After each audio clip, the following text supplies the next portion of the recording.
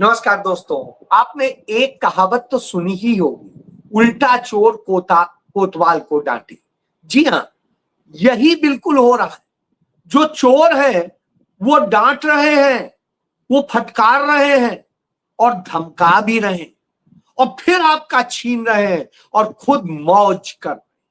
जी हाँ, कमोबेश यही स्थिति आज भारत की हो गई है। तो आपको पता है, राम मंदिर में चोरी हुई है। राम मंदिर ही नहीं, हर मंदिर में चोरी हुई। कौन सा मंदिर बाकी रह गया?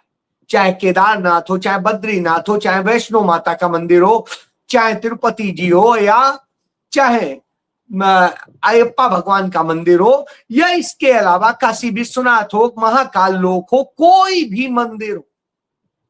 तो अब आप सोचिए, उज्जैन से लेके चाहे अयोध्या तक गिन लीजिए, या तिरुपति से लेके अयोध्या तक गिन लीजिए, चाहे बद्रीनाथ से केदारनाथ से लेके अयोध्या तक गिन लीजिए, चाहे वैष्णो देवी से अयोध्या तक गिन लीजिए, सब तरफ जो चोरी कर रहे हैं वो चोर एक दूसरे को बचाने की साजिशें रच रहे हैं। चलिए, बचाइए आप अपने आप, लेकिन ये तो इतने बड़े चोर हैं कि जब गायें मर जाती हैं तो इनके राज्य में उन गायों को, जिन्हें गौ माता कहते हैं, दूसरे को लिंच कर डालते हैं, तमाम को अनाथ कर देते हैं। यही लोग वो मरी हुई गायों को तो बेच खाते हैं और उसके बाद में उन्हें जिंदा दिखाकर उनके नाम पर भी 20 करोड़ रुपया वसूल लेते हैं। जी हाँ, ये खबर देख लीजिए, ये अलवर की खबर है। मर चुकी गायों को कागजों में जिंदा बताकर गौशालाओं ने डकारा 20 करोड़ का अनुदान। ये हो रहा है, ये भरतपुर में हुआ है। तो भरतपुर में भाजपा की सरकार यह कर रही है, और जब यह कर रही हो तो आप समझ सकते हैं कि ये लाशों पर भी कमाई करने का काम करते हैं। आपने अभी देखा, ईसा फाउंडेशन को पटना में शमशान घाट दे दिया गया। वहां पर अब लाशों से प्रति लाश कम से कम 3500 रुपया वसूला जाएगा, 3500 रुपया। उसके बाद में और जो खर्चा होगा वो अतिरिक्त है। सब कुछ कमर्शियल दाम पे। तो यही तो ये करते हैं। इन्होंने किस चीज की चोरी नहीं की है? ये टैक्स की चोरी करते हैं, ये दवाई की चोरी करते हैं, एथेनॉल की चोरी कर, मतलब पेट्रोल की चोरी करते हैं, उसमें एथेनॉल मिला के, चंदा चोरी करते हैं, जमीन चोरी करते हैं, टेंडर चोरी करते हैं, और इसी तरह हर तरह का करप्शन करते हैं। जब ये सब कुछ करते हैं तो सवाल तो उठना चाहिए। तो आज ये हालत हो गई है। ये देखिए, वहां पर अब लोग नहीं आ रहे हैं राम मंदिर में, सुरक्षा वाले लोग ज्यादा हैं, भक्तों की संख्या 0 है। ये देख लीजिए, भर भर के लोग। तो यह स्थिति हो गई। क्यों? क्योंकि अविश्वास पैदा हो। जब यह अविश्वास पैदा हो गया हो तो स्वाभाविक सी बात है कि उस पे बात होनी चाहिए। तो यह अविश्वास क्यों पैदा हुआ है? क्योंकि इन्होंने यही किया है। राम मंदिर के जो आभूषण थे उन्हें गलाकर गायब कर दिया। ये भी, ये आप देखिए, राम मंदिर के जो आभूषण थे उन्हें यो गला दिया गया और गलाकर गायब कर दिया गया। यह काम इन्होंने किया है। ये बात मैं नहीं कह रहा हूं, ये बात एसआईटी कह रही। और इसके बाद ये भगवान को भी नचाते हैं अपने नेताओं के आगे पीछे। वो भी आप देख लीजिए। ये देखिए, ये हनुमान जी को नचा रहे हैं। नितिन नवीन जो भाजपा अध्यक्ष है वो लखनऊ पहुंचे थे, उनके लिए ये भगवान का, हनुमान जी को जिनको हम सब पूजते हैं उन्हें नचा रहे हैं। अब आप सोचिए, हनुमान नाच रहे हैं किसके लिए? नितिन नवीन के लिए, भाजपा के लिए। तो अब आप समझ गए होंगे, यही इनका धर्म। और धर्म यहीं तक नहीं है, अब इनकी यह स्थिति है कि हर जगह चोरी करने। तो अलवर में जो जिला अस्पताल है, हॉस्पिटल है, उस हॉस्पिटल में देखिए छत ही गिर गई। ये आप देखें, पूरी छत ही गिर गई। यह हालत है, ये गिर गया, ये सब गिर गया। अब आप सोचिए क्या स्थिति है। डॉक्टर को दिखाने जो लोग गए थे, डॉक्टर बच गया किसी तरह से, घायल हुआ है। तो यह हालत इन्होंने कर दी। और फिर मथुरा देख लीजिए, मथुरा में भी ये देखिए, मथुरा में एक सड़क है साहब, इस सड़क की स्थिति ये है कि यो सड़क कैसे हो गई, ये लोग कैसे निकले कैसे जाएं। तो ये हालत कर दी है उन धर्म स्थलों पे, उन जगहों पे। और इसके बाद चंदा चोरी करेंगे तो चंदे पे जब सवाल कर दिया जाएगा तो क्या कह के भागेंगे, ये भी देख लीजिए। नाश्ता को कुछ लोग सस्ता पहुंचा रहे। जब चंदा चोरी कहा गया तो राम राम कह के भाग गए, और जब कहा गया आपका संगठन रजिस्टर नहीं है तो भाग गए, तो भाग गए। अब आप समझ लीजिए यह स्थिति है इस आरएसएस की। तब जब यह स्थिति हो तब भारतीय जनता पार्टी का मध्य प्रदेश से खंडवा से सांसद ज्ञानचंद जो पाटिल है वो कहता है कि यदि किसी ने आरएसएस पे उंगली उठाई तो मैं खत्म कर दूंगा। मतलब आरएसएस से सवाल करेंगे तो वो खत्म कर देंगे, आप मार देंगे आपको। सरेआम इस तरह की भाषा का इस्तेमाल कर रहे हैं। और आपने देखा ही था विश्व हिंदू परिषद के जो चंपत राय पे तमाम आरोप लग रहे हैं, या अनिल मिश्रा पे आरोप लग रहे हैं, या गोविंद राव पे आरोप लग रहे हैं, तो ये सारे लोग नहीं जवाब दे। तो ऐसी स्थिति में विश्व हिंदू परिषद का जो अध्यक्ष है वो कहता है आलोक कुमार कि प्रियंका गांधी से पूछताछ करो, जो है अखिलेश यादव से पूछताछ करो जो है क्या कहते हैं अरविंद केजरीवाल और संजय से। तो अब आप समझिए यह स्थिति आ गई है। तभी शायद केसी वेणुगोपाल ने कहा कि चोर मचाए शोर वाला हाल है, उल्टा चोर कोतवाल को डांट रहा है। और वो कह रहा है अरे आप जवाब दीजिए, उनके सबूत दीजिए, बात करिए, ये काम आपके हैं, लेकिन आप अपना काम नहीं कर रहे, आप चोरी का काम कर रहे हैं। और इसके बाद में जितने इसके पदाधिकारी, चाहे वो अखाड़े के महंत जी हों, जो साहब आप समझ सकते हैं कि किस तरीके से जो अध्यक्ष है, वो अध्यक्ष कहते हैं नहीं मुझे तो कहीं किसी मीटिंग में और किसी उसमें कोई विश्वास में ही नहीं लिया जाता था, सब कुछ होता रहता था, मुझे पता ही नहीं था। ये नहीं था तो आज तक आपने क्यों नहीं चिट्ठी लिखी, आज तक आपने क्यों नहीं कहा, कोई प्रेस कॉन्फ्रेंस करके क्यों नहीं कहा कि मंदिर में सारी अराजकता हो रही है, मुझे कोई पता नहीं चल रही, मुझे कोई विश्वास में नहीं लिया जा रहा, नहीं कहा किसी। और इसी तरह उनके कोषाध्यक्ष वो कहते हैं मैं तो पुणे में रहता हूं, मुझसे कोई ना साइन कराए जाते हैं, ना कुछ कराया जाता है, ना बताया जाता है, मैं तो प्रवास में रहता हूं, और जो है महीने के आखिरी में मैं अपने कुछ सीए और कर्मचारियों को भेज देता हूं, वही सब उसको देखते हैं। यानी आप कोषाध्यक्ष बने हुए हैं और कोष में चोरी हो रही, आपसे कोई मतलब नहीं, और आपने आज तक नहीं बोला था। अब जब सब फंस गया तब आप बोल रहे हैं। यानी आप 5 साल से क्या कर रहे थे साहब, इसका कोई जवाब नहीं। चोरी हर कोई कर रहा है। इसी तरीके से नृपेंद्र मिश्रा करते हैं, वो निर्माण समिति के चेयरमैन है, और उसके बाद यह स्थिति होती है कि निर्माण में तमाम धांधलियां हुई हैं, तमाम कमीशन खोरी हुई है, सब कुछ सामने आ गया, वो दूसरों पे जो है डालते हैं। तो इस तरह से एक दूसरे पे करके अपने को बचाने का सारे लोग काम कर रहे हैं। जब यह कर रहे हो तो स्वाभाविक सी बात है सवाल उठना भी चाहिए, तो उठ रहा है तो समस्या होती है। अब आ जाइए इसका नतीजा क्या है। इसका नतीजा है कि आज देश की पूरी दुनिया में बेइज्जती हो रही, कि जो अपने धर्म के नहीं है, अपने धर्म के अपने भगवानों की इज्जत नहीं कर सकते हैं, जो इस तरह के काम कर रहे हैं कि भगवान को नचवा रहे हैं, तो उनकी क्या इज्जत की जाए। आप पश्चिम बंगाल की भी बात कर लेते हैं, जहां पर आरजी मेडिकल कॉलेज में एक रेप के मामले में किस तरह से पूरे देश भर में सिर पे उठा लिया था, आसमान उठा लिया था इन लोगों, और देश भर के डॉक्टर प्रोटेस्ट कर रहे थे। अब वहीं का हाल देख लीजिए, वहां पर एक लड़की के साथ गैंग रेप होता है, ये देखिए, उसकी लाश रख के लोग प्रदर्शन कर रहे हैं कि साहब क्यों बचा रहे हैं उसको, क्योंकि अब बलात्कारी इन्हीं के निकल रहे। जब इनके बलात्कारी निकलते हैं तो साहब आवाज नहीं आती। ये पश्चिम बंगाल में हो रहा है, वहीं जहां 12 साल की एक बिटिया के साथ में गैंग रेप करके उसकी हत्या कर दी गई, और उसके बाद हत्यारे गैंग रेपिस्ट सब बीजेपी से जुड़े हुए हैं। दक्षिण के 24 परगना का मामला है। तो अब आप समझ लीजिए, और बिटिया की गूंज कहीं कोई सुन नहीं रहा है। अब न नरेंद्र मोदी की आवाज आ रही, न राष्ट्रपति कह रही बस बहुत हो चुका, और ना ही उनका और कोई मंत्री, महिला या कोई भी विभाग का कोई भी व्यक्ति नहीं बोल रहा।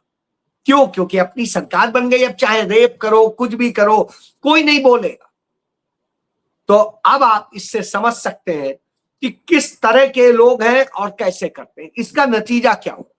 इसका नतीजा ये हो रहा है कि पूरी दुनिया में भारत की साख गिर गई है, इतनी ज्यादा गिर गई है कि आज भारत को पूरी दुनिया में अपमानित होना पड़ रहा है।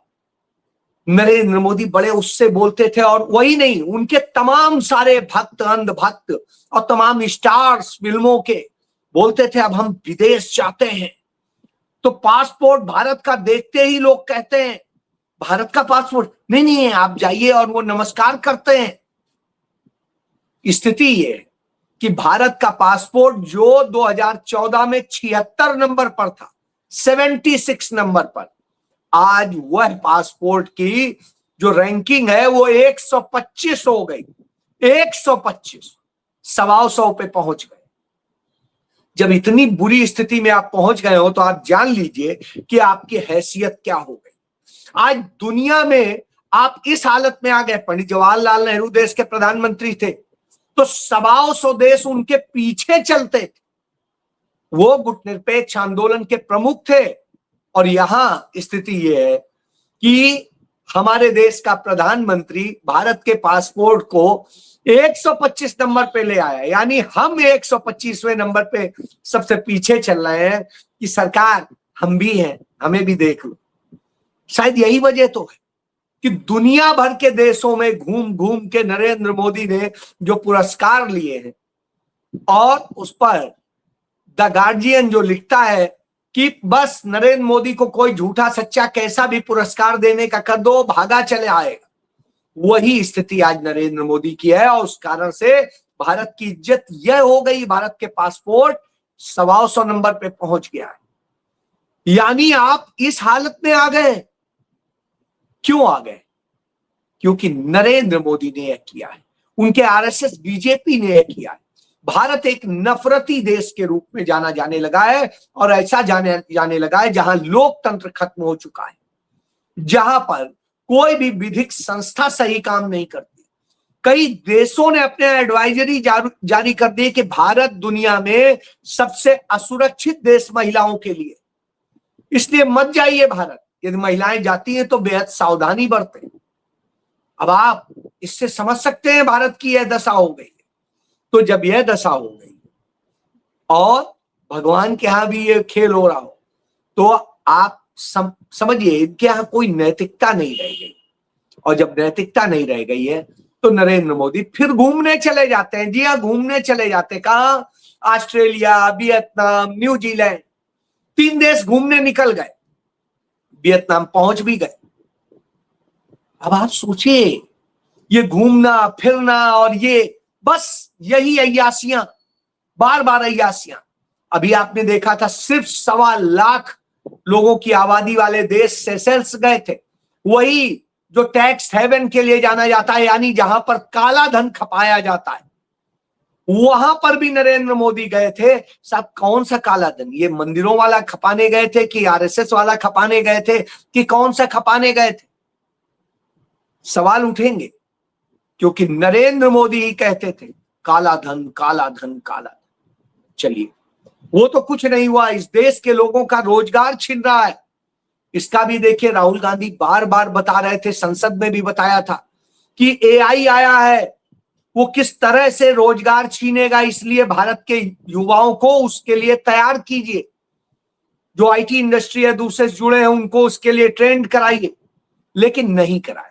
नतीजा क्या है? सिर्फ मई महीने में हमारे देश के जो है 6 महीने की यदि हम पूरे की बात करें तो 6 महीने में हमारे देश के 1.25 लाख से अधिक बच्चों की नौकरियां चली गई, बेरोजगार हो गए 1.25 लाख से अधिक। और उसके पहले पिछले साल इसी तरीके से हो गया था करीब करीब 1.5 लाख के आसपास। तो 1.5 लाख की नौकरी पिछले साल गई 2025 में, एक साल में, और अब 6 महीने में 1.25 लाख की नौकरी चली। तो अब आप समझ सकते हैं इस तरह से नौकरी जाने का लगातार क्रम लगा हुआ। यदि हम 2020 से देखें तो हमारे देश में कई करोड़ लोगों की नौकरियां जा चुकी हैं। बेरोजगारी चरम पर है, महंगाई चरम पर है। जब दुनिया में क्रूड ऑयल यानी पेट्रोलियम जो है कच्चा तेल, वो सबसे सस्ता हो गया, 70 रुपए के भी नीचे, $70 के भी नीचे। और जब इतना नीचे हो तब भी भारत के लोगों को एक तो E20 पेट्रोल दिया जा रहा है जिसमें गन्ने का जूस मिला करके यानी एथेनॉल मिला करके, और एथेनॉल मिला करके देश को कैसे, देश की गाड़ियों को, सबको बर्बाद किया जा रहा है। और उससे फायदा कौन उठा रहा है? ये कंपनियां, मोटर कंपनियां, क्योंकि वो इस पे पैसा वसूल रही हैं आपकी सर्विस के नाम पे, आपके फ्यूल पंप चेंज करने के नाम पे, और चीजें चेंज करने के नाम पे लूट मची हुई है। और ये सारी लूट के बाद में आपका एवरेज भी खराब हो रहा है, सब हो रहा है।